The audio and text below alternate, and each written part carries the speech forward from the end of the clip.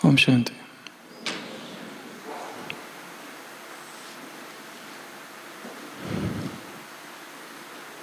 किसी चर्च में एक नया पादरी नियुक्त हुआ और उसे अगले दिन उसके जीवन का पहला स्पीच लेक्चर देना था। उसने आज तक कभी भी किसी के सामने कुछ नहीं बोला था, इसलिए अंदर से थोड़ा घबराया हुआ था। पर उसने सोच लिया कि रात भर प्रैक्टिस करूंगा, जो भाषण देना है उसको पूरा याद कर लूंगा। बाइबल का उसने एक वाक्य चुना और उसने रात भर उसके याद किया। वो वाक्य था, बिहोल्ड आई कम, देखो मैं आ गया हूं। ईसा कहता है, ईसा मसीह, बिहोल्ड आई कम। तो उस पादरी ने अपने भाषण के लिए यहां से चालू होने वाला एक पैराग्राफ याद किया और याद करने के इस चक्कर में पूरी रात निकल गई। वो बार बार याद करता रहा, बिहोल्ड आई कम, बिहोल्ड आई कम, बिहोल्ड आई कम। उसका पहला ही भाषण था और पर नींद नहीं हो पाई और सुबह सुबह उसे नींद आने लगी। परंतु नियुक्त समय पर वो चर्च पहुंच गया और बोलने के लिए खड़ा हो गया। और वो जो पोडियम था मंच पर, वहां जाकर उसने कहा, बिहोल्ड आई कम, देखो मैं आ गया हूं। क्योंकि रात भर नींद नहीं हुई इसलिए आगे का सब भूल गया उसे। तो उसने सोचा क्या करूं जो याद आए। तो उसने सोचा कि क्यों ना इसी वाक्य को फिर से दोहराऊं। उसने फिर कहा, बिहोल्ड आई कम। फिर भी याद नहीं आया। सोचा तीसरी बार बोलता हूं। वो तीसरी बार बोलने गया, बिहोल्ड आई कम। और तब तक वो पोडियम हिलने लगा और उसे थोड़ी नींद सी भी आने लगी और वो धड़ाम से नीचे गिर गया उस पोडियम के साथ। सामने एक बूढ़ी महिला बैठी थी प्रवचन सुनने, वो उसके ऊपर जा गिरता है। उस महिला से वो कहता है, आई एम सॉरी। वो महिला कहती है, सॉरी तो मुझे कहना चाहिए क्योंकि आपने 3 बार चेतावनी दी थी। बिहोल्ड आई कम, मैं ही नहीं समझ पाई।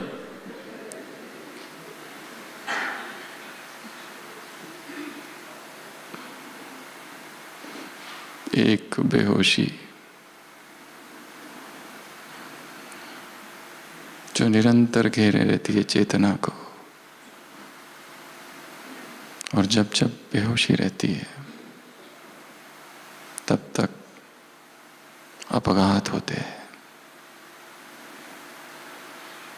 सारा अध्यात्म केवल 2 ही शब्दों के इर्द गिर्द घूमता है, होश और बेहोश।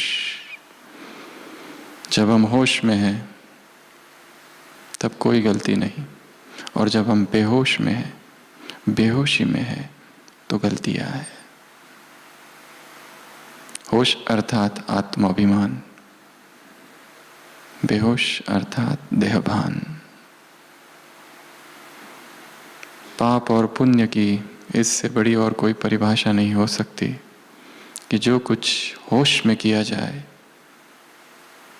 संपूर्ण होश में, संपूर्ण जागरण की अवस्था में, वो सब कुछ पुण्य है।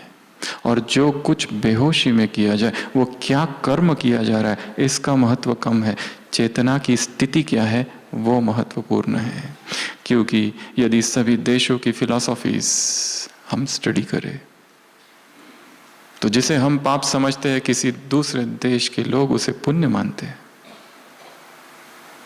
हमारे लिए कोई किसी की हत्या करना पाप हो सकता है, पर इस संसार में ऐसे कुछ आदिवासी कबीले भी है, वो छुप के बैठे रहते हैं और जो गाड़ी जाएगी उसको तीर से मारते हैं। उनके लिए वो खेल है। देवी को भेंट चढ़ाते हैं। कर्म परिधि पर है। अगर एक चक्र बनाया जाए और केंद्र पर चेतना है, चेतना यदि होश में है तो पुण्य कर्म परिणाम होगा। ये करूं कि ये न करूं, ये करना चाहिए नहीं करना चाहिए, ये प्रश्न ही नहीं है। डूज और डोंट्स का प्रश्न नहीं है। प्रश्न है होश का। प्रश्न है चेतना कितनी जागृत अवस्था में है। और जब जब हम बेहोश हो जाते हैं, सब भूल जाता है। परमात्मा महावाक्य है, सारा खेल स्मृति और विस्मृति का है। स्मृति है तो सब ठीक, विस्मृति जिस घड़ी हो गई उसी घड़ी पाप, विकर्म, दुष्कर्म होता है। कोई कितना भी सोचे सुबह मैं ये करूंगा ये नहीं करूंगा, कितना भी सोचता है, पर अचानक वो हो जाता है जो उसे करना नहीं था, क्योंकि वो कार्य कर्मों पर कर रहा है। कार्य कर्मों पर नहीं करना है, सेंटर पर करना है, परिधि पर नहीं, सरकमफरेंस पर नहीं, पॉइंट। स्वयं को जागृत रखना। तो आप सब जो इस भट्टी में आए हैं, एक ही लक्ष्य है।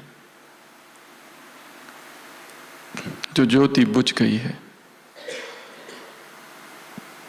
उसे फिर से जगाना।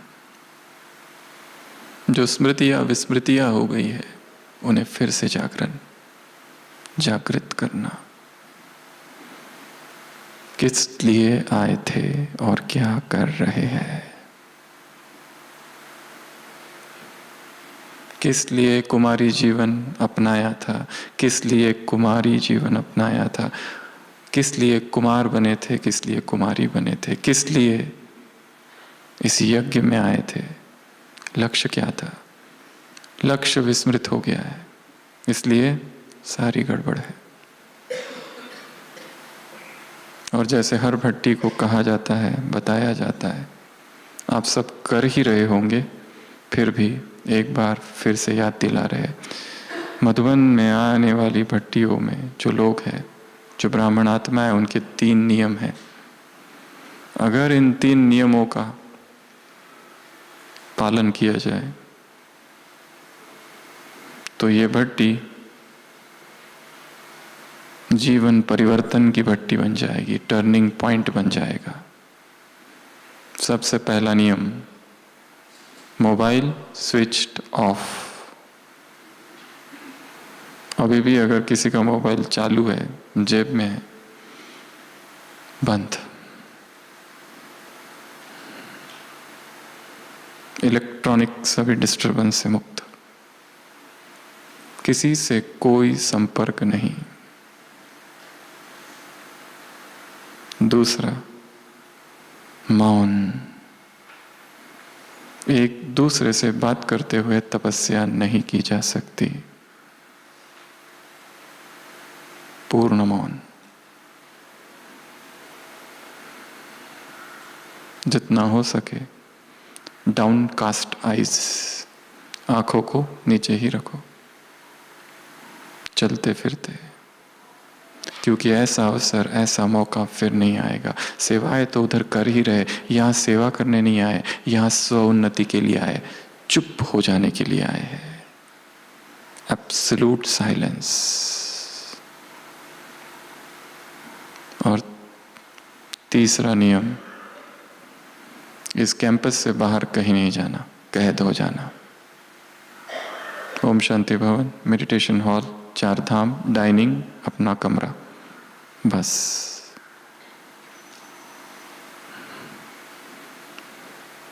कट ऑफ हो जाना है, डिस्कनेक्ट टू रिकनेक्ट संसार से, संसार के लोगों से, एक दूसरे से। ऐसे हो जाओ कि जैसे ये केवल और केवल मेरे लिए है। जितना गहरा मौन होगा उतनी गहरी अनुभूतियां होगी।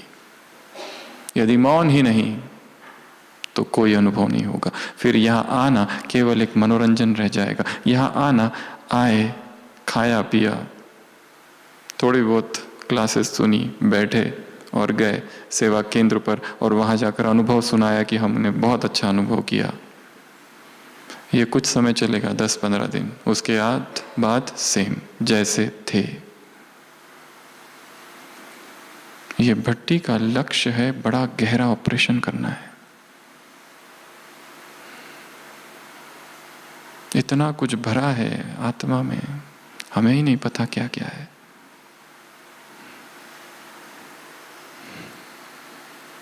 आवाज में अंदर नहीं पहुंचा जा सकता, इसलिए जिन्होंने किया नहीं होगा वो आपसे करना चालू करें। और जैसा हर भट्टी में हम बताते हैं, आपकी वास्तविक भट्टी तो वहां जाने के बाद चालू होगी। ये केवल तैयारी है, 3 दिन 4 दिन। वापस कब पहुंचेंगे अपने घर? कब पहुंच रहे हैं? लौकिक घर, सेवा केंद्र 27 26 को पहुंचेंगे। तो 27 तारीख से भट्टी चालू होगी, 21 डेज, ठीक है।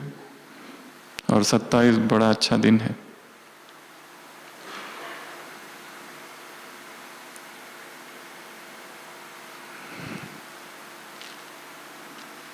कैसी भट्टी करनी है उसकी ये तैयारी है। क्योंकि यहाँ जो अशरीरीपन का अनुभव हो रहा है, यहाँ जो शांति का अनुभव हो रहा है, यहाँ जो प्रभु प्रेम का अनुभव हो रहा है, वो मधुबन का दिया हुआ अनुभव है। यहाँ से जाते ही वो हट जाएगा, फिर वहाँ के वाइब्रेशंस, वहाँ के संस्कार फिर से जागृत हो जाएंगे, और ये यहाँ आना केवल यादगार रह जाएगी। इसलिए आज से ही तैयारी करनी है मन की। और भट्टी किस पर करनी है, कौन सा टॉपिक होगा, हर एक का अपना अपना अलग होगा। ये सार्वजनिक भट्टी है। यहां से जाने के बाद 27 तारीख से आपकी जो भट्टी चालू होगी, जहां आप रहते हो, चाहे सेवा केंद्र, घर या और कोई स्थान, वो व्यक्तिगत होगी। यहाँ पर स्पीकर्स अलग अलग है, वहां पर स्पीकर्स आप स्वयं होंगे। ये प्रत्यक्ष है, प्रकट है, वो गुप्त होगी। इसके अलग अलग टॉपिक्स है, उसके भी अलग अलग टॉपिक्स होंगे, पर वो टॉपिक आपको खुद डिसाइड करना है। या फिर मधुबन में आए हैं तो मधुबन में अमृत वेला वो टॉपिक दिए जाएंगे। किसी का अमृत वेला नहीं हो रहा है कई समय से, उसके लिए 21 दिन केवल अमृत वेले पर भट्टी करो। अमृत वेले की किताब है, दिन रात वो किताब पढ़ो जब तक वो पूरी याद ना हो जाए। किसी का ब्रह्मचर्य निरंतर डोलते रहता है, आज स्थिर है, कर अस्थिर, वो केवल ब्रह्मचर्य पर भट्टी करेंगे 21 दिन। कहते हैं आदत बनने के लिए 21 दिन चाहिए, जीवन बनने के लिए 90 दिन चाहिए। It takes 30 days to form habit and 90 days to form lifestyle. तो 21 दिन का व्रत लेके जाना है। किसी के संबंधों में कड़वाहट है, द्वंद्व चल रहा है, शीत युद्ध चल रहा है, कोल्ड वॉर, आपस में ही, उनको उस संबंध को ठीक करने के लिए भट्टी करनी है। और ये भट्टी अत्यंत गुप्त होगी। किसी की भोजन में आ सकती है, वो भोजन पर भट्टी करेंगे। किसी की दिनचर्या सेट अब तक नहीं हो पाई है, वो दिनचर्या पर भट्टी करेंगे। किसी के office, job, career business. Centre पर जब तक है तब तक ठीक है, घर पर ठीक है, जैसे ही उस क्षेत्र में प्रवेश करते हलचल चालू हो जाती है। क्यों होती है वो हलचल? उस पर गहन चिंतन की आवश्यकता है। इसलिए ये समझो कि यहां आना ये तो केवल एक पूर्व तैयारी है उस भट्टी की जो यहां से जाने के बाद करनी है। और वो जो टॉपिक्स होंगे वो मौन में प्राप्त होंगे। टाइम सुबह 2 से 5 के बीच।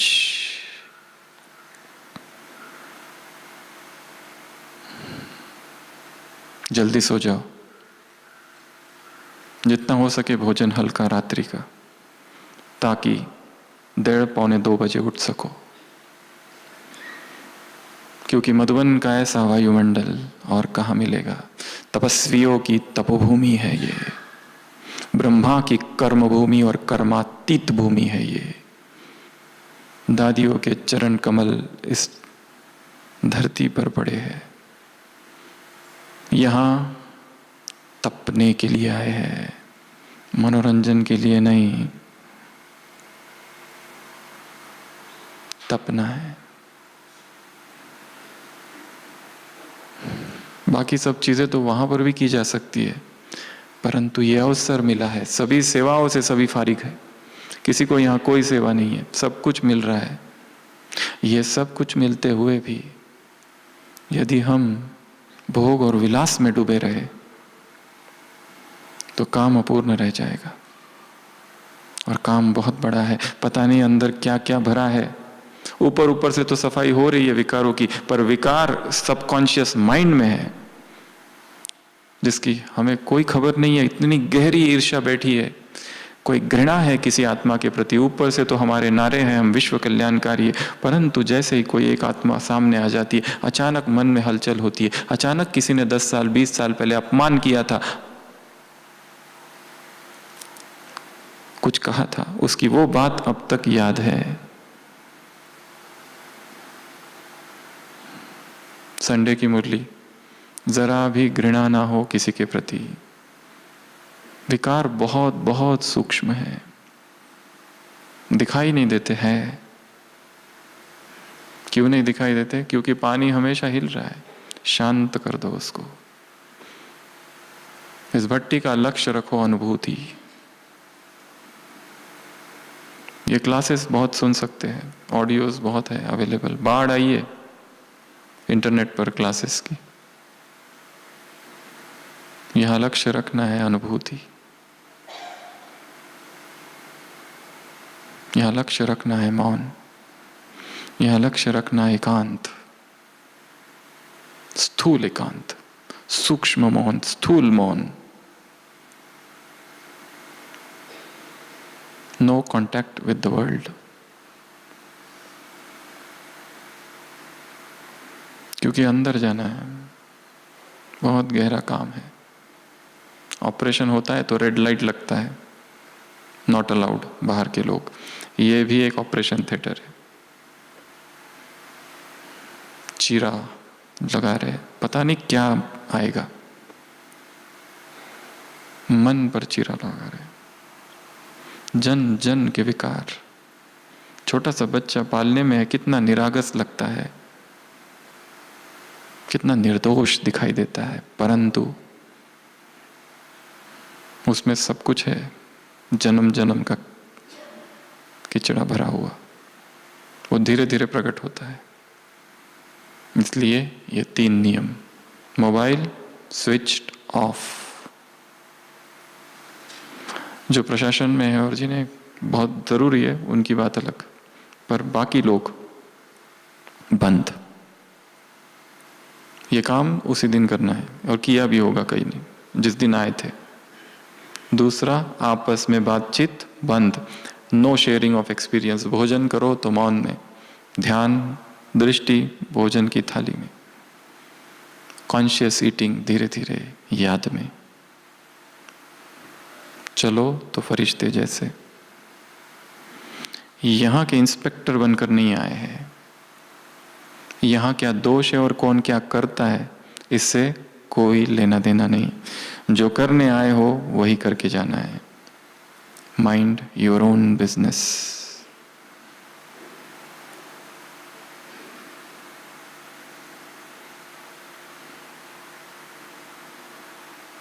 और तीसरा, इससे मिलूं उससे मिलूं, यहां जाऊं वहां जाऊं। कोई व्यक्ति योग में बैठता है, आधे घंटे के बाद उठता है, कौन उठाता है उसे? अंदर की बेचैनी। उसे और कोई नहीं उठाता, ना भूख उठाती है, ना उसे कोई सेवा है। अंदर चित्त बेचैनी से भरा हुआ है। अभी भी यहां बैठे हैं पर अंदर बेचैनी है, जल्दी ये पूरा हो जाए और जाए यहां से। और जहां जाए वहां जाने के बाद वो पूरा हो जाए और फिर आगे आगे जाए। रेस्टलेसनेस।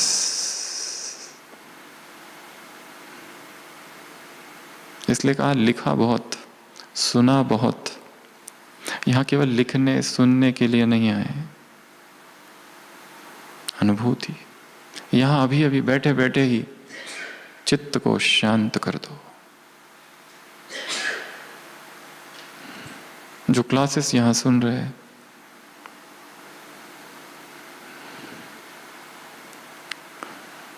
बीच का जो मौन है, दो वाक्यों के बीच जो अंतराल है, उसमें बीच बीच में भीतर की यात्रा करनी है। क्योंकि काम बहुत बाकी है। ऊपर ऊपर से सब कुछ पता है, ऐसा कोई पॉइंट नहीं है ज्ञान का जो हमें पता नहीं है। फिर मिसिंग क्या है? मिसिंग है अनुभूति। दिव्य ध्येय की ओर तपस्वी,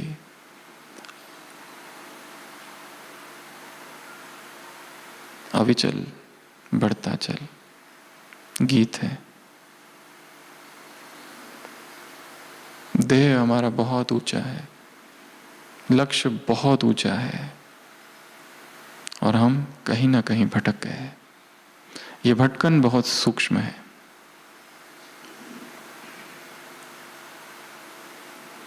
तो आज शाम, आज की पूरी रात, कल का पूरा दिन,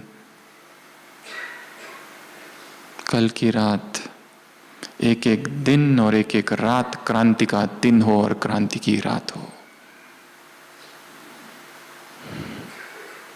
चुप हो जाओ, एब्सोल्यूट साइलेंस। क्योंकि बहुत सारे काम करने बाकी है। विकारों की ऊपर ऊपर से सफाई कर दी है, पर भीतर बैठे अचानक उभर के आते हैं। 10 साल सब कुछ ठीक चल रहा है, अचानक काम का संकल्प कहां से आ गया? था इसीलिए आया। हम कहते ये तो था ही नहीं, आया कहां से पता नहीं। अचानक ये बेचैनी कैसे हुई? कोई कुआं है, उसमें बकेट डालो, उसमें अगर पानी है ही नहीं तो कुछ नहीं आएगा। पानी आया मतलब पानी था, और हम 10 साल से समझ रहे थे कुछ भी नहीं है उसमें।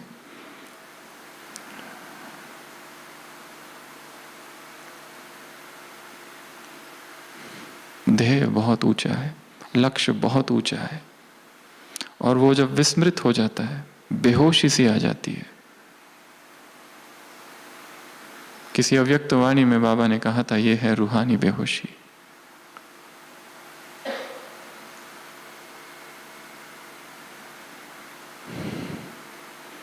और ये मार्ग बड़ा ही कठिन मार्ग है। हम कहते हैं सहज राजयोग, सहज तो है परंतु कठिन भी है, क्योंकि संसार ही विकारी है, वायुमंडल ही विकारी है।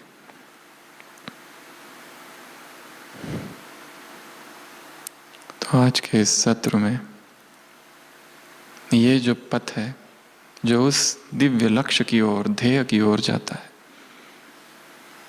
उसकी ऐसी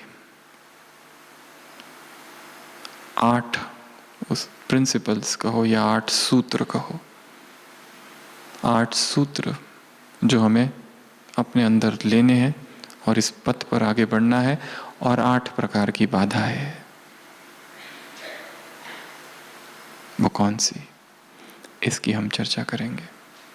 सबसे पहला, इस मार्ग में अकेले आगे बढ़ना है, किसी का भी इंतजार नहीं करना है। No waiting. महात्मा गांधी के जीवन कहानी में उन्होंने एक प्रसंग लिखा है। कोई युवक पूछता है कि मेरी जो पत्नी है वो ब्रह्मचर्य में नहीं रहना चाहती, पर मैं रहना चाहता हूँ, मैं क्या करूँ? पर वो है धार्मिक, क्या मैं उसका इंतज़ार करूँ कि उसको भी अनुभूति हो जाए, ज्ञान प्राप्त हो जाए, धर्म की गहराई को वो जाने, और फिर हम दोनों चले? महात्मा गांधी ने उत्तर दिया था, नो, नो वेटिंग, आगे निकल जाओ, किसी का इंतजार नहीं करना है, ना साथी का, ना सीनियर ना जूनियर। ये यात्रा आंतरिक यात्रा है, बड़ी गहरी यात्रा है। कोई करे ना करे इससे हमें कोई लेना देना नहीं, कोई क्या करता है उससे कोई मतलब नहीं। ध्येय को देखते रहना है, याद दिलाते रहना है खुद को। वहां कितनी मुरलियों में आता है, लक्ष्मी नारायण के चित्र के सामने जाके बैठ जाओ, वास्तव में जाके बैठना है कि मुझे ऐसा बनना है। दादी जानकी ने कभी बाबा से पूछा था, बाबा बुद्धि कितने प्रकार की होती है, इंटेलेक्ट्स। और चर्चा के दरमियान प्रश्न आया कि सतोगुणी सतोप्रधान बुद्धि किसे कहा जाता है? तो बाबा ने कहा था, इसका उत्तर मैं आपको प्रैक्टिकल में बताऊंगा कुछ दिनों के बाद। और कुछ दिनों के बाद दादी ऐसे ही, दादी तो भूल चुकी है, बाबा के पास पहुंचती है और कहती है, एक भाई जो है बाबा वो बार बार गलती करता है, एक भाई है उससे कुछ ना कुछ गलतियां होती रहती है, उसको कई बार समझाया पर वो सुधरता ही नहीं। बाबा ने कहा, बस यही है सतो प्रधान बुद्धि, अर्थात जो ना दूसरों के दोष देखे ना ही उनका वर्णन करे। हम कितना भी वर्णन करें, कितना भी शुभ भावनाओं से वर्णन करें, परंतु फिर भी हमारे मुख से निगेटिव ही निकल रहा है। हाँ, वो दूसरी बात है, यदि हम कोई निमित्त है वो अलग, परंतु अन्यथा ये व्यर्थ चर्चा की ओर हमें ले जाएगा। उसके प्रति करुणा, रहम,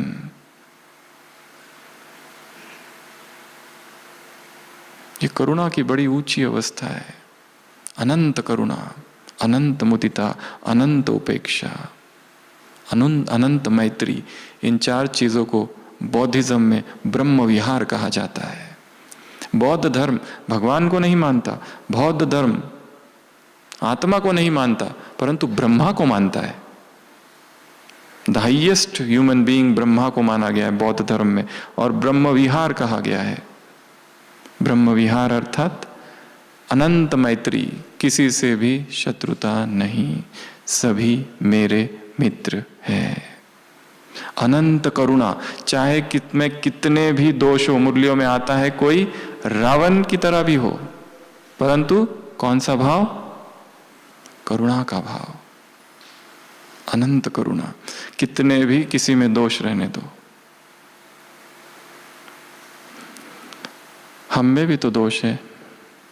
हम देखते हैं किसी एक व्यक्ति में एक दोष है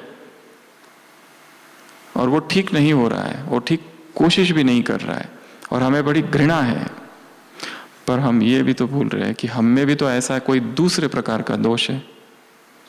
हम भी कितने सालों से उस संस्कार पर काम कर रहे हैं, पर वो मेरा भी तो ठीक नहीं हो रहा है।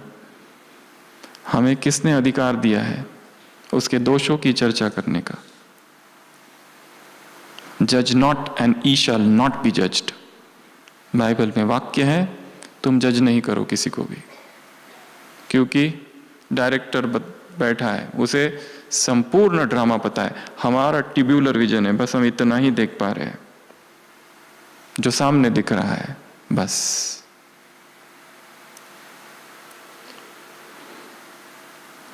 तो बाबा दादी से कहते हैं, बस शुभ भाव रखो, चर्चा नहीं करो उसकी, छोड़ दो। तो इस मार्ग में सबसे पहला नियम, किसी के लिए भी वेट नहीं करना है, किसी का भी इंतजार नहीं करना है, आगे बढ़ते चलो। अकेले हो जाने की यात्रा है ये यात्रा है अकेले की तरफ। Flight of the alone to the alone. हम सोचे कि ये भी मेरा साथी बन जाए पुरुषार्थ में, वो भी बन जाए, मैं उसके लिए वेट करूं, इसके लिए वेट करूं। आप निकल पड़ो, सब पीछे पीछे आ जाएंगे जिसको आना है। दूसरा नियम उस दिव्य देह तक पहुंचने के लिए, नो बेगिंग, भीख मांगना नहीं है। और क्या मांगते हैं हम? स्थूल वस्तुएं नहीं मांगेंगे। हर आत्मा को प्यास है प्रेम की, प्रेम मांगते हैं, सहानुभूति मांगते हैं, मुझे प्रेम करे। हॉस्पिटल में हम देखते हैं कई बार पेशेंट दुखी इसलिए है कि मैं कभी बीमार ही नहीं पड़ता, बाकी सब लोग बीमार पड़ते, हमारी तरफ कोई ध्यान नहीं देता। हम भी बीमार पड़े, हमें भी कुछ हो जाए, और जब बीमार पड़ते तो हमें भी दूसरे लोग देखने आए, कभी कुछ होता ही नहीं, इसलिए आते रहते। हमें भी सलाइन लगे, सलाइन को देखकर छाती ऐसी गर्व से भर जाती है कि हम भी कुछ कम बीमार नहीं है। मनुष्य की एक तरफ इच्छा है कि मैं स्वस्थ हो जाऊं, पर दूसरी तरफ दूसरी भी इच्छा है, प्रेम की प्यास है, एप्रिसिएशन की प्यास है, केयर करे मेरी, कोई अटेंशन दे मेरी तरफ, पूछे तुम कैसे हो। और जब कोई पूछता है तो अभी कल से थोड़ा ठीक है, ये बताने में इतना आनंद आता है। दर्द कैसा है? थोड़ा कम है। गहरे से गहरी प्यास है, प्रेम की प्यास, अटेंशन की प्यास, केयर की प्यास, सिंपैथी की प्यास, कोऑपरेशन की प्यास। सब मुझे सहयोग दे, मैंने उनको सहयोग दिया था, वो मुझे सहयोग दे, और जब वो नहीं देते तो दुख और पीड़ा होती है। एप्रिसिएशन, मेरी स्तुति करे, हमने अच्छी सेवा की, तुमने सेवा की, ऊपर अपने आप जमा हो गया है। किसी और के एप्रिसिएशन और एक्नॉलेजमेंट की आवश्यकता नहीं है, जिसको देखना था उसने देख लिया। नो एप्रिसिएशन, स्तुति, हॉस्पिटैलिटी। हम कहीं जाए तो हमारा क्या हो? स्वागत हो, सत्कार हो, और किसी ने हमको पूछा नहीं तो दुखी हो जाते हैं, सूक्ष्म में दुखी हो जाते हैं। वस्तुएं, वस्तु महत्वपूर्ण नहीं है, वस्तु से अधिक महत्वपूर्ण व्यक्ति है, और व्यक्ति से अधिक महत्वपूर्ण स्थिति है। स्थिति की कीमत है 1 करोड़, व्यक्ति की 1 लाख, सेवा 1000 और वस्तु 100। सेवा नहीं हुई तो चलेगा, पर व्यक्ति टूट कर ना चले जाए, वो वापस नहीं आएगा। किसी भाई से, किसी माता से, किसी कुमार से कोई गलती हो गई और हमने उसे इतना डांटा, छोड़ के चला गया, व्यक्ति चला गया। पैसे वापस आ जाएंगे, वस्तुएं वापस आएगी, वो माता, वो कुमार, वो भाई, वो बहन वापस नहीं आएगी। रिलेशनशिप वस्तुओं से अधिक महत्वपूर्ण है, सेवा से भी अधिक महत्वपूर्ण है।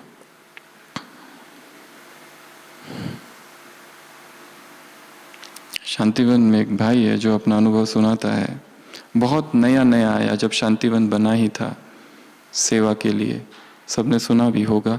और किचन में सेवा थी, वो चीनी का बनाते चाशनी, बहुत बड़े पतीले में वो रखा हुआ था। वो सुबह 3:30 बजे गया, उसको लगा पानी है और उसने उड़ेल दिया। और जब सबको पता चला कि इतना बड़ा नुकसान कर दिया इसने, ये नया आया है, अभी आया है, और वो खबर फैलते दादी तक पहुंच गई। और वो इतना डर गया, उसने अपना पैकिंग करके रखा, अब चला जाऊंगा, मेरे वजह से इतना बड़ा नुकसान हो गया। और फिर 9 साढ़े 9 बजे खबर आई कि दादी ने बुलाया है, तब तो एकदम फाइनल हो गया अब कि अब जाना है। डरते डरते गया कॉटेज में, दादी ने, बड़ी दादी थे, बिठाया। दादी ने कहा बैठो बैठो। तो दादी ने कहा नाश्ता किया है? तो उसने कहा हाँ किया है। दादी ने कहा टोली खाओगे? उसने कहा हाँ। सब ठीक चल रहा है? उसने कहा ठीक। दादी ने कहा ठीक है जाओ। नथिंग, कुछ भी नहीं, ना कोई वर्णन, ना कोई प्रश्न, ना कोई डिस्कशन, कुछ भी नहीं। वो कहता है अगर मुझे उस दिन दादी ने डांट दिया होता तो मैं चला गया होता, मैं नहीं गया, रुक गया। अनंत करुणा, अनंत प्रेम, सब हमारे हैं, अपने हैं। इसके लिए वस्तु वो से व्यक्ति महत्वपूर्ण है। नुकसान हो गया चलेगा, कोई जानबूझकर तो नहीं करता है, पर relationships are more important than service. और रिलेशनशिप से भी ऊपर है स्थिति। स्थिति टॉप मोस्ट प्रायोरिटी है। सेवा कर रहे हैं परंतु स्थिति ही डिस्टर्ब्ड है तो क्या करेंगे? बाबा ने तो मुरलियों में कहा है उसको छोड़ दो ऐसी सेवा। तो दूसरा प्रिंसिपल, नियम है नो बेगिंग। किसी से हमें कुछ मांगना नहीं है, रादर ये सोचे कि मुझे ये देना है। केयर मांगनी नहीं है, केयर करनी है। प्रेम मांगना नहीं है, प्रेम देना है। प्रेम मांगने से मिलता है क्या? मुझे प्रेम करो, कोई करेगा?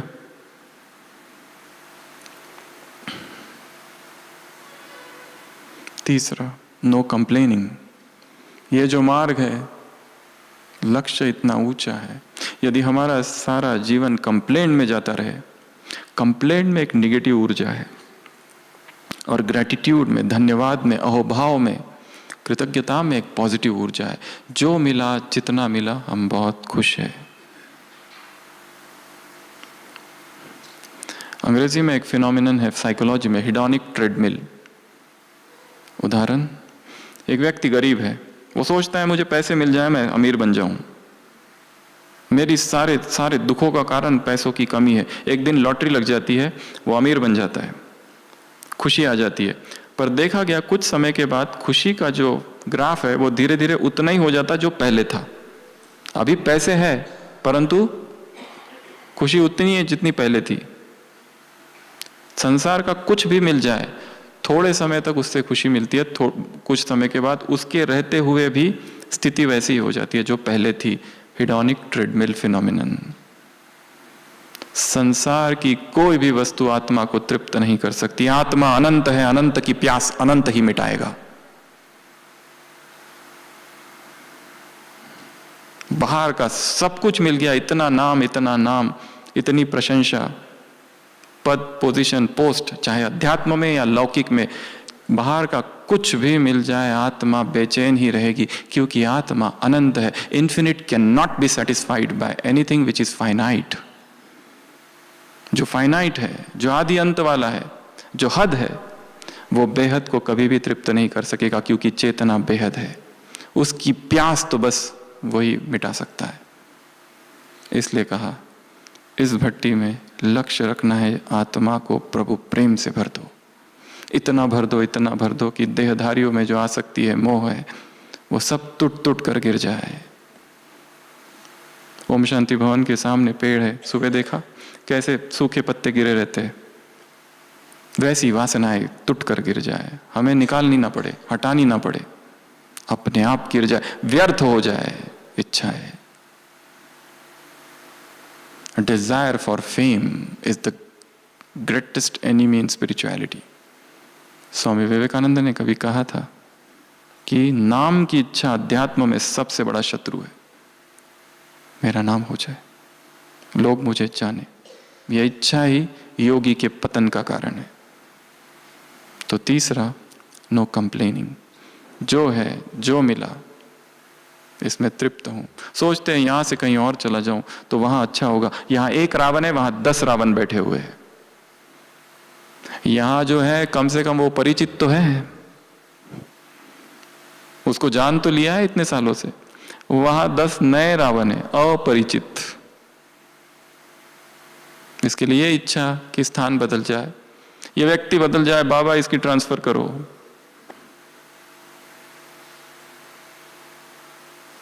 ना स्थान बदलेगा, ना व्यक्ति बदलेगा, ना परिस्थिति बदलेगी, तुम्हें ही बदलना पड़ेगा। इन्वर्टेड कॉमा अव्यक्त महावाक्य है बाबा की।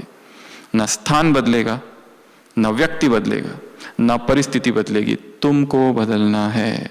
तुम बदल जाओ, ये अपने आप बदलेगा। नहीं तो दुखी होते रहोगे। स्थान की वजह से दुख है, मुझे इस स्थान पर नहीं रहना है, ऑफिस में ये ऑफिस ठीक नहीं है, ये केंद्र ठीक नहीं है, ये घर ठीक नहीं, ये लोग ठीक नहीं, ये परिस्थितियां मुझे ही क्यों आती है, बाकी सब लोग बहुत खुश दिखते हैं, मेरे साथ ही क्यों, वाई मी।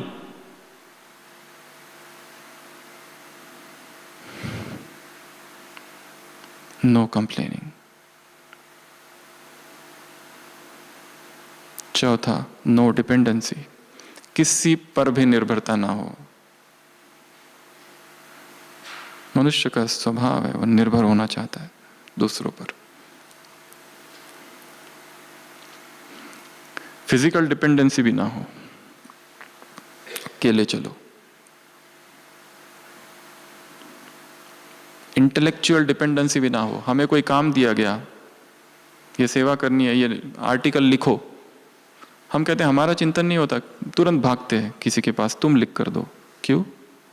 भगवान ने दिव्य बुद्धि दी, अभी अभी संडे की मुरली, दिव्य बुद्धि तुम्हारा वरदान है, जीवन जन्म सिद्ध अधिकार है, ब्राह्मण जीवन का फाउंडेशन है, जीवन परिवर्तन का आधार है, मर्दियों जन्म का आधार है, मास्टर सर्वशक्तिवान बनाता है तुमको, असंभव संभव करता है, सेवा में परमात्मा प्रेम की अनुभूति कराता है दिव्य बुद्धि। बुद्धि बल है दिव्य बुद्धि, वाहन है जो तीनों लोकों की सैर कराता है, माया को पराजित कराता है, इतनी सारी चीजें कर देता है। वो कहाँ गए? कोई इंटेलेक्चुअल डिपेंडेंसी नहीं, इमोशनल डिपेंडेंसी यहां तो आ गए हैं, परंतु मम्मी की याद बीच बीच में आती रहती है।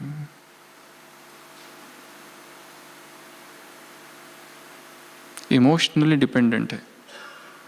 जब तक किसी एक व्यक्ति से शेयर नहीं करते आज जो कुछ हुआ, बेचैनी रहती है। पर एक बात बड़ी सूक्ष्म है, यदि व्यक्तियों से शेयर करना लगोगे तो भगवान से शेयरिंग अपने आप कम हो जाएगी।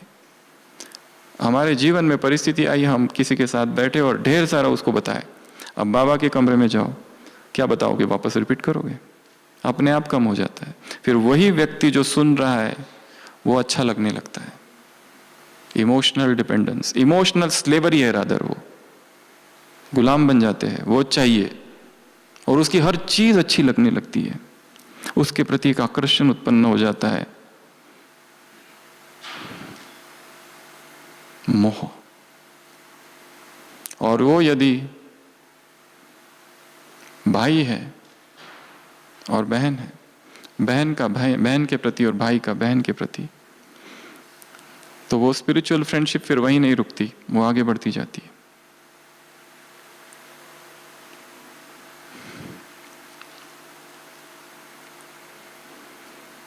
इतिहास में एक वृत्तांत है, चंद्रगुप्त, उसे प्रेम हो गया है धनानंद की बेटी से, दुर्धरा। चाणक्य से कहता है क्या स्त्री से प्रेम करना पाप है? चाणक्य कहता है ना, बिल्कुल नहीं। जो पदाती सैनिक है उसके लिए वो ठीक है, जो किसान है उसके लिए ठीक है, पर जिसे अखंड भारत का सम्राट बनना है उसके लिए वर्जित है, पाप है वो। जिसका लक्ष्य इतना ऊंचा है उसके लिए शरीर का आकर्षण सबसे बड़ा शत्रु है, उसके लिए कामुकता पाप है। जिसे इतने बड़े सम्राट बनना है विश्व का, उसके लिए ये सब नहीं है। कांटों की शैया पर हमारा जीवन, संसार के ये सारे तुच्छ सुख हमारे लिए नहीं है। हमारा तो लक्ष्य इतना ऊंचा है, संसार के लोग करे करने दो, उनके लिए ठीक है, हमारे लिए नहीं। बाप बच्चों से भीख मांगते हैं, पवित्र बनो। भगवान भीख मांगता है, और फिर भी यह पवित्रता, ये विकार, ये वासनाएं, ये तृष्णाएं, जो जो हमारे मार्ग में आ रहा है उसको हटा दो।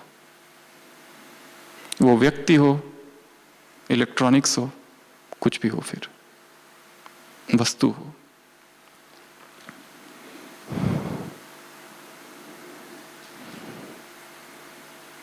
स्पिरिचुअल डिपेंडेंस, चौथे प्रकार की डिपेंडेंसी है स्पिरिचुअल निर्भरता। वो अमृत वेला करेंगे तो हम करेंगे, वो मुरली क्लास जाएंगे तो हम जाएंगे, कि उसी से जोड़ दिया है। कहते हैं ना, वो हम साथ में योग करते तो बाबा से अच्छा योग लगता है। योग उससे लगा रहे या बाबा को लगा रहे?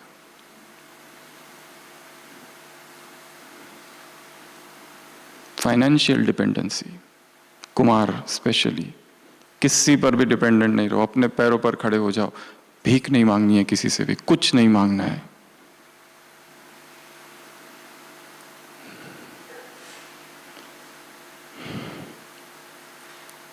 तो नो डिपेंडेंसी। उसके बाद में अगला पांचवा, नो एक्सपेक्टेशन। किसी से भी कोई एक्सपेक्टेशन नहीं करो, क्योंकि हर आत्मा, किसी मुरली में था, हर आत्मा अपने ही दुख दर्द में इतनी डूबी हुई है। कहाँ तुम्हारी एक्सपेक्टेशन? सभी दुखों का यदि कोई कारण है वो अपेक्षा है। हमारी अपेक्षा होती है। हम बीमार थे, वो बीमार था तो हम देखने गए, अब हम बीमार है, हमारी इच्छा होती है कि वो हमें देखने आए, और वो नहीं आता है, तो क्या होता है फिर? दुख।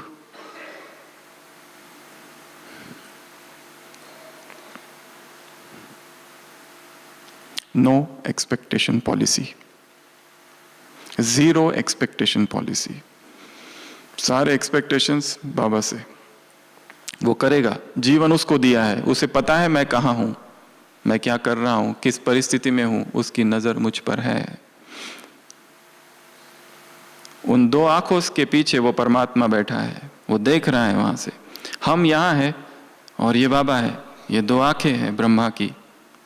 हम सोच रहे हैं कि मेरी बुद्धि एकाग्र नहीं है, पर वो तो एकाग्रता का सागर है। मैं सोचता हूं कि मैं अब पवित्र नहीं हूं, परंतु वो तो प्यूरिटी का सागर है, उसकी अविरल धाराएं बह रही है। मैं शक्तिहीन हूंगा, परंतु वो तो शक्तिशाली, शक्ति का सागर है। तो किसी से क्या एक्सपेक्ट करे?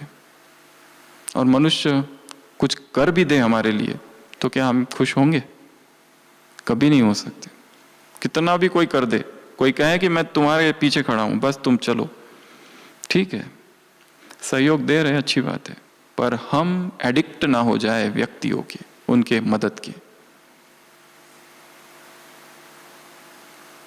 अगला, थकना नहीं है इस मार्ग में। बस ये जो मार्ग है इसमें थकावट होती है, और थकावट एक बेहोशी की निशानी है। सेवा करते करते कभी कोई नहीं थकता है। सुबह से लेकर रात तक सेवा कराओ, उस सेवा नहीं थकाती है, व्यर्थ विचार थकाते हैं, संकल्प। जो एक्सपेक्टेशंस उत्पन्न होती है सेवाओं में, जो नाम की कामना उत्पन्न होती है, वो थकाती है हमको। संस्कारों का टकराव होता है सेवाओं में, मैं का टकराव होता है। हमारी सेवाएं मैं का विस्तार ना हो, हमारी सेवाएं मैं की सजावट ना हो। ऊपर से नाम तो सेवा का रखा है, परंतु इच्छा है मैं की। व्याकरण में गलती है, संज्ञा ही गलत है। मैं कुछ कर रहा हूं, प्रश्न है, क्या वास्तव में हम कुछ कर रहे हैं? संगम युग पर जो कुछ हो रहा है परमात्मा शक्तियों के द्वारा हो रहा है। हमें उसने निमित्त बनाया, ये भाग्य है बस। वो चाहे तो किसी और को बना सकता था। मोहम्मद रफी के लिए कहते हैं, वो कहते थे, मेरी कोई भी बड़ाई नहीं है, ये आवाज उस खुदा ने इस हलक में भरी है, ये उसकी बड़ाई है, मेरी नहीं है। किसी और में भी डाल सकता था वो ये आवाज। विदेश की एक बहन उस दिन बता रहे थे कि हम सब नल है, बाबा वो टंकी है, उसका पानी इस नल से आ रहा है, तो महानता नल की नहीं है, उस टंकी की है। उस टंकी ने इस नल को चुना है, वो चाहता तो किसी और नल को भी चुन सकता था, इसलिए हमारी कौन सी महानता। ये तो भाग्य है कि हमें अवसर मिला है अपना भाग्य बनाने के लिए। वो चाहे तो किसी की भी बुद्धि को टच करा सकता है, कुछ भी कर सकता है, उसने हमें चुना है। We are God selected, God elected, God chosen souls. उसने सिलेक्ट किया है, उसने इलेक्ट किया है, उसने चूज किया है संसार की इस भीड़ से हमको। ये हमारा भाग्य है। और हम कहे कि ये मैं कर रहा हूं।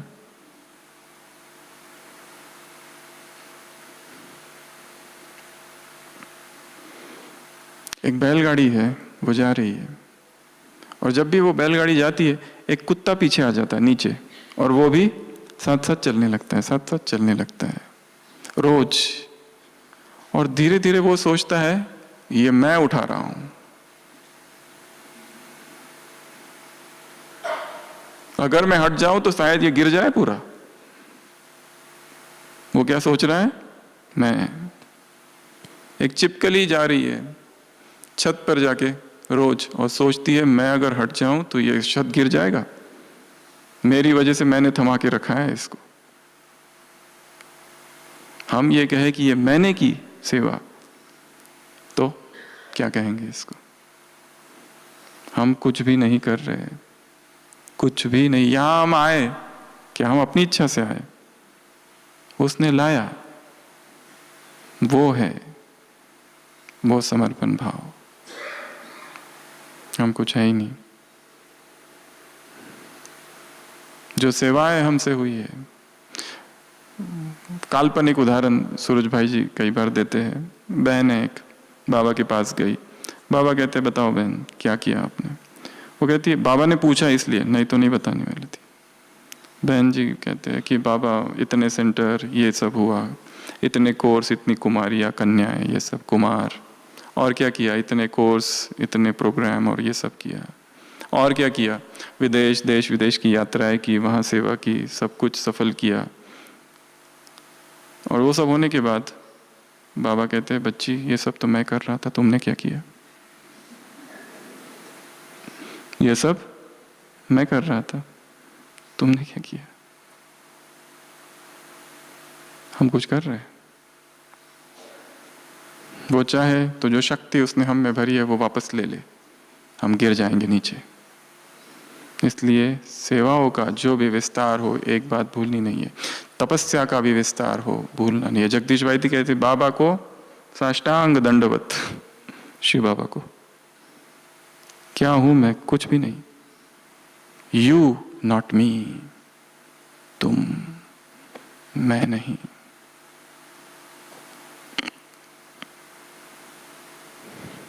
थकना नहीं है।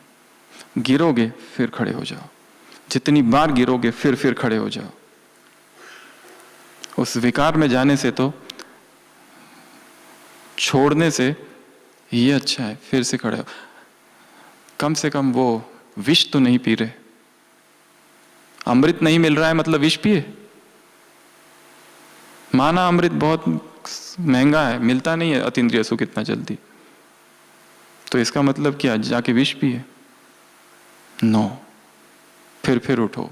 Our greatest glory lies not in never failing or falling, but in rising every time you fall. कभी हार हो ही ना, ऐसा हो नहीं सकता है। हारोगे पर फिर खड़े हो जाओ। पराजय होगी, फिर खड़े हो जाओ। कांटे रोंदूंगा अपनी राह बनाऊंगा, तुम फूलों भरी डगर की बातें किया करो। मैं गोताखोर, मुझे गहरे जाना होगा, तुम तट पर बैठ भंवर की बातें किया करो। मुझे गहरे जाना है, चाहे कुछ भी हो जाए। अतीन्द्रिय सुख कुछ दिन पहले मुरलियों में आया था ना, लास्ट संडे। जबरदस्ती बैठो, नियम को फॉलो करते रहो, तोड़ो नहीं, बस छूट नहीं जाओ कि मेरे से होता नहीं है। क्योंकि कई आत्माओं ने पुरुषार्थ का मार्ग छोड़ दिया है। जिसको बाप समान बनना है बने, हम देखेंगे बाद में। एक भाई कहता था हंसी में मुझे ये सब नहीं करना है, ये पुरुषार्थ वगैरह। मैंने अपना पद फिक्स कर लिया। जैसे लक्ष्मी नारायण उधर से आएंगे तो मैं कहूंगा सुनो सुनो सुनो, लक्ष्मी नारायण आ रहे हैं, वो गए, शांति से बैठो। ये क्या करना है पद वगैरह, ये ठीक है। Not failure but low aim is crime. पराजय नहीं, परंतु छोटा लक्ष्य रखना यह अपराध है। लक्ष्य कैसा हो? बहुत ऊंचा, बहुत महान। अभी कुछ भी नहीं हो रहा है, फिर भी ऊंचा लक्ष्य रखना, बहुत ऊंचा लक्ष्य रखना। हमें याद है, हम हमेशा बताते हैं, हम जिस मेडिकल कॉलेज में थे वहां पे जो हमारा फर्स्ट डे था एमबीबीएस कॉलेज का, और उसी दिन उस कॉलेज के जो डीन थे उनका अंतिम दिन था, उनका फेयरवेल स्पीच था, डॉक्टर आईचित। वो कहने लगे, जब मैं इस मेडिकल कॉलेज में आया था 1960s में एज अ स्टूडेंट, रैगिंग का डर और वो सब के साथ मैं इस कैंपस में प्रवेश किया था, और जैसे ही कैंपस में प्रवेश किया मैंने संकल्प कर लिया कि इस एक दिन इसी कॉलेज का मैं डीन बनूंगा। अभी फर्स्ट डे है कॉलेज का, डर है, इतना बड़ा कैंपस, इतना बड़ा मेडिकल कॉलेज, एक दिन। और उन्होंने कहा कि मैं इस स्वप्न को रोज देखता रहा, देखता रहा, देखता रहा। जैसे वो स्वप्न मेरे सामने चित्र के रूप में आता था, मैं उसमें रंग भरता था, कलराइजेशन, पिक्चराइजेशन, विजुअलाइजेशन, और धीरे धीरे एक दिन बन गया। लक्ष्य को देखते रहना है, अपने आप बन जाएंगे जो। उसी तरह जॉर्ज वॉशिंगटन, छोटा सा बच्चा है वो, पैसे नहीं है उसके पास स्कूल में जाने के लिए। उसका काम क्या है? स्कूल में 2 क्लासेस के बीच में घंटी बजाता था, पर मन ही मन रिपीट करता था, I George Washington would become president of America one day. मैं जॉर्ज वॉशिंगटन एक दिन अमेरिका प्रेसिडेंट बनूंगा, बनूंगा, बनूंगा। वो पढ़ाई भी नहीं की है उसने, बस एक लक्ष्य रखा और रोज उस लक्ष्य को देखते रहो और उसमें रंग भरते रहो। लाइव देखो उसको, जैसे अग्नि के शब्दों में आकाश में लिखा है, वो मैं वो हूं। And he became the greatest president of America. वो छोटा सा बच्चा, इतना गरीब, पैसे नहीं है जिसके पास, वो बन गया। कैसे? ऊंचा लक्ष्य, not failure, low aim is crime. तो थकना नहीं है। उसके बाद में इस मार्ग में नो ब्लेम गेम। तुम्हें जो मिल रहा है हमारे अपने कर्मों के अनुसार मिल रहा है। इसकी वजह से ऐसा हुआ, उसकी वजह से वैसा हुआ, किसी के वजह से कुछ भी नहीं हो रहा। हमारे साथ जो कुछ हुआ, जो कुछ अब तक हुआ, हमारे मन में एक कहीं ना कहीं है कि इसने ऐसा किया इसलिए ऐसा हुआ, उसने वैसा किया इसलिए वैसा हुआ। किसी ने कुछ भी नहीं किया है, वही होना था और बहुत अच्छा हुआ। इसलिए पास्ट के प्रति दुखी नहीं। इस भट्टी का लक्ष्य रखो कि अब तक जो जीवन में हुआ है, अमृत वेला कल सुबह, पिछले 6 मास में जो कुछ हुआ उसको आंखों के सामने साक्षी होकर देखो। इन्वॉल्व नहीं होना है उसमें, दूर से देखना है बस। ये घटना, ये घटना, ये घटना, क्योंकि उसका अभी भी वो जो प्रभाव है, अभी भी वो याद आती है तो हम उसी स्थिति में पहुंच जाते हैं जो 5 मास पहले थी। रोज देखते रहेंगे उसको तो उसका प्रभाव कम होते जाएगा, चाहे वो कुछ भी हो। साक्षी, साक्षी की साधना, ब्लेम गेम नहीं। उनको जो करना था कर दिया, उनको दोष देकर क्या फायदा। और लास्ट 8वां, इस मार्ग में रुकना नहीं है, आगे बढ़ते जाना है। और विघ्न तो बहुत आएंगे, तो ऐसी 8 बातें हैं। और जो हमने कहा था कि विघ्न भी आएंगे मार्ग में, कभी एक्सीडेंट होगा, कभी पैर फिसलेगा, कभी कुछ भी दिखाई नहीं देगा। बाबा कहते हैं मुरली में फागी, ये फागी युक्त मार्ग है। कभी कभी कुछ भी दिखाई नहीं देता है, कभी कभी गड्ढा है कहीं, कभी कोई गलती हो जाए, विकर्म हो जाए। माना जो कुछ भी अब तक हुआ, ओके, गलतियां हुई, सब हुआ, अब नहीं। 21 जनवरी 1969 अव्यक्तवाणी, फर्स्ट अव्यक्तवाणी। समय पर ज्ञान, अब तक ज्ञान तुमने बहुत सुना, समय पर ज्ञान याद आ जाना ही तीव्र पुरुषार्थ है। यह है परिभाषा। और ज्ञान को इमर्ज रखने के लिए निरंतर चिंतन की धारा बहती रहे। मुरली, मंथन, मनन, मौन। तो बहुत सारे विघ्न आएंगे, और जब विघ्न आए तो समझना ये सब किस लिए आए, हमें मजबूत बनाने के लिए, शक्तिशाली बनाने के लिए। इस संसार में, इस इतिहास में भारत के जितने सम्राट बने, चंद्रगुप्त मौर्य से लेके पृथ्वीराज चौहान, सब, उन सब की जीवन कहानियां पढ़ो। संघर्ष ही संघर्ष, संघर्ष ही संघर्ष। हमारी सारी दादियों की, सबकी जीवन कहानियां पढ़ो। संघर्ष ही संघर्ष, संघर्ष ही संघर्ष। इतनी पावरफुल स्थिति ऐसे ही नहीं बनती है। किसी ने एक चित्र भेजा था, एक हिरन है जिसको एक तीर लगा और गिरा पड़ा है। वही हिरन, अब दूसरा चित्र, तीरों से छिदा हुआ है और खड़ा हुआ है। यह है योगी की अवस्था। सारा संसार कुछ भी करे, कितने भी दुख दे, दर्द दे, परंतु फिर भी अडिग खड़े हुए, वो योगी की स्थिति है। स्थित प्रज्ञ योगी। पवित्रता की सबसे बड़ी परिभाषा ब्रह्मचर्य नहीं है। इंद्रियों का नियम कर लिया, संयम कर लिया, वो भी पवित्रता नहीं है। पवित्रता अर्थात समता। Equanimity is purity. इक्वानिमिटी, स्थिर है योगी। जो कुछ हो रहा है, हार जीत, जय पराजय, हानि लाभ, इन सब में स्थिर रहना। तो जीवन का लक्ष्य बहुत ऊंचा रखना है, ध्येय इतना, और उस ध्येय को रोज अमृत वेला देखते रहना कि मुझे ये बनना है और मैं उस ध्येय की तरफ चल रहा हूं, दिव्य ध्येय की ओर मुझे बढ़ना है। बाधाएं, परीक्षाएं, पेपर्स, विघ्न, परिस्थितियां, अपमान, डिसेप्शंस, चीटिंग, सब कुछ होगा, पर ये सब होते हुए मुझे आगे बढ़ते जाना है। तो इस भट्टी में जो हमने कहा, आपकी रियल भट्टी कब चालू होगी? 27 तारीख को। 21 दिन की भट्टी करनी है। टॉपिक अपना आप, किसी से शेयर नहीं करना, एकदम गुप्त। जो मेरी सबसे बड़ी कमजोरी है उसको मुझे हराना है, उस पर काम करना है। और यहां जब तक है, एक एक रात और एक एक दिन क्रांति की रात और क्रांति का दिन हो जाए। इसलिए जितना हो सके मौन, भीतर स्थिर, और अपने आप से बातें। तो अभी हम कुछ समय शक्तिशाली योग की अवस्था में बैठेंगे। डायरी, पेन, पेंसिल सभी बंद कर देंगे।